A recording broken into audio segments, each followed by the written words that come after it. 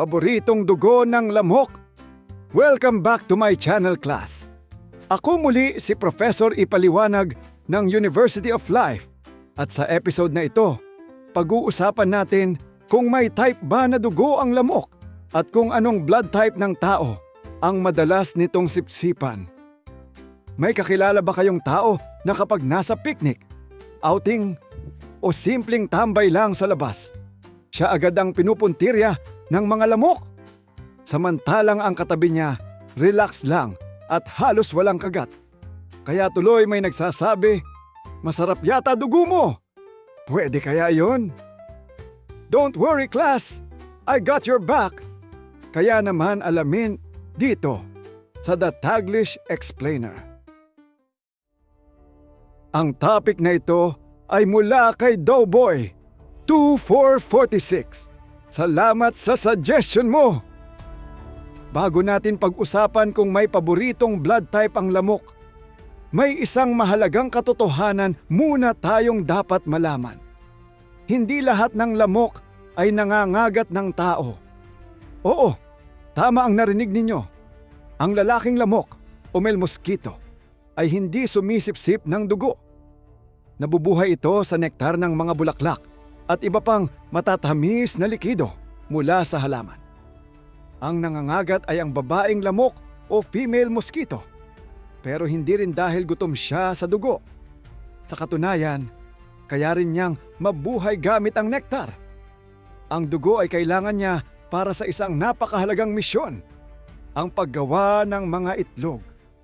Kapag buntis na ang babaeng lamok, kailangan niya ng maraming protina, amino acids, iron, at iba pang nutrients na matatagpuan sa dugo ng tao o hayop. Ang mga sustansyang ito ang tumutulong upang mabuo at maging malusog ang kanyang mga itlog. Kapag nakakuha na siya ng sapat na dugo, maghahanap siya ng lugar na may nakatigil na tubig upang doon mangitlog. Kaya sa madaling salita, ang dugo ay hindi pagkain ng lamok. Isa itong espesyal na sangkap na kailangan niya para sa reproduksyon. At class, habang iniisip nating kinakagat tayo dahil malas na tayo, ang lamok naman ay iniisip lang, may assignment pa akong dapat tapusin. Ngayong alam na natin kung bakit kailangan ng babaeng lamok ang dugo, ang susunod na tanong ay ito. May paborito ba talaga siyang blood type? Ito ang bahaging madalas topic ng mga debate. Totoo bang mas gusto ng lamok ang blood type? Oo. Base sa iba't ibang scientific studies, ang sagot ay oo. Pero may mahalagang paliwanag. Napag-alaman ng ilang pag-aaral na ang mga taong may blood type O ay mas madalas lapitan at kagatin ng ilang species ng lamok kumpara sa mga may blood type A. Ang blood type na B ay kadalasang nasa gitna ng dalawa. Hindi ito nangangahulugang lahat ng lamok sa mundo ay pare-pareho ng preference. Dahil iba-iba rin ang species at pag-uugali ng mga ito.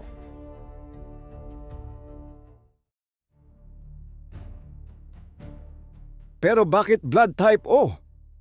Isa sa mga posibleng dahilan ay may mga natural na kemikal na inilalabas ang ating balat na maaaring magsabi sa lamok kung ano ang ating blood type. Tinatawag itong blood type secretor substances. Humigit kumulang 80% ng mga tao ang tinatawag na secretors. Ibig sabihin na ilalabas nila ang mga marker ng kanilang blood type sa pawis, laway, at iba pang body fluids. Ang natitirang mga tao ay non-secretors, kaya mas mahirap matukoy ng lamok ang kanilang blood type. May mga eksperimento ring nagpapakita na mas madalas dumapo ang ilang lamok sa mga taong may blood type O kaysa A. Gayunman, hindi ito nangangahulugang automatic ng target ng lahat ng lamok ang bawat taong may blood type O. Sa madaling salita, may ebidensya na may kaunting preference ang ilang lamok sa blood type O, pero isa lamang ito sa napakaraming salik na isinasaalang-alang ng lamok bago ito mangagat. At dito, mas nagiging interesante ang kwento. Dahil kahit hindi ka blood type O, hindi ibig sabihin ay ligtas ka na.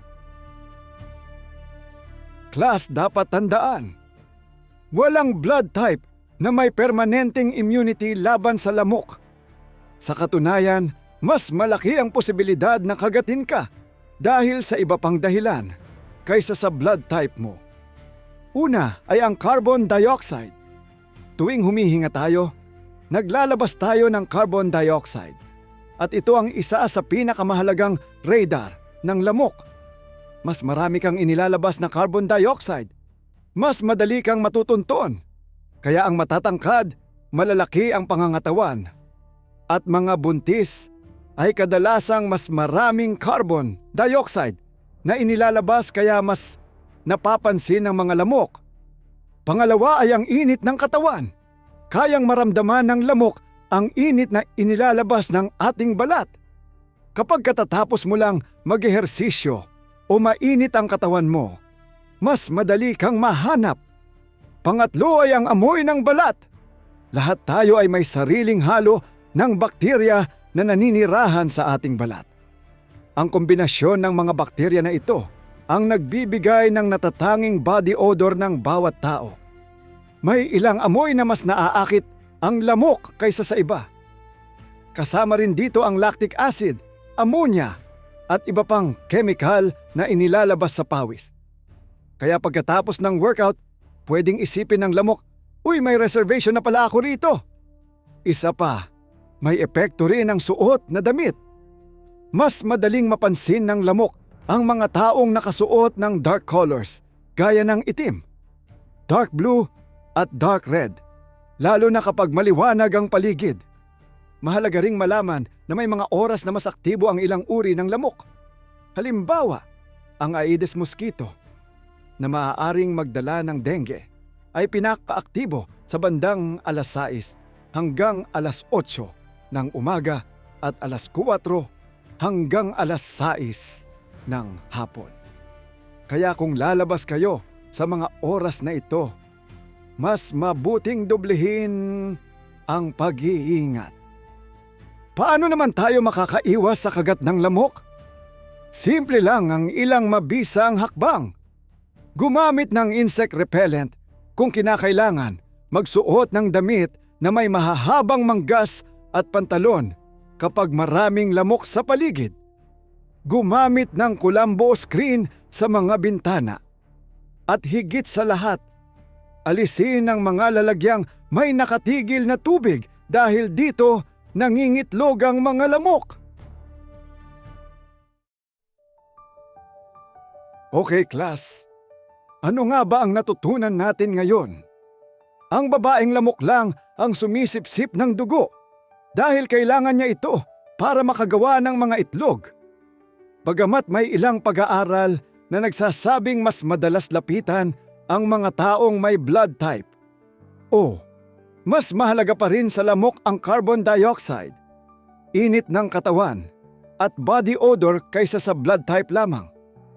Kaya ang pinakamabisang paraan ay ang pag-iwas sa kagat ng lamok at pagpapanatiling malinis ng paligid upang maiwasan ang mga sakit na maaari nitong dalhin.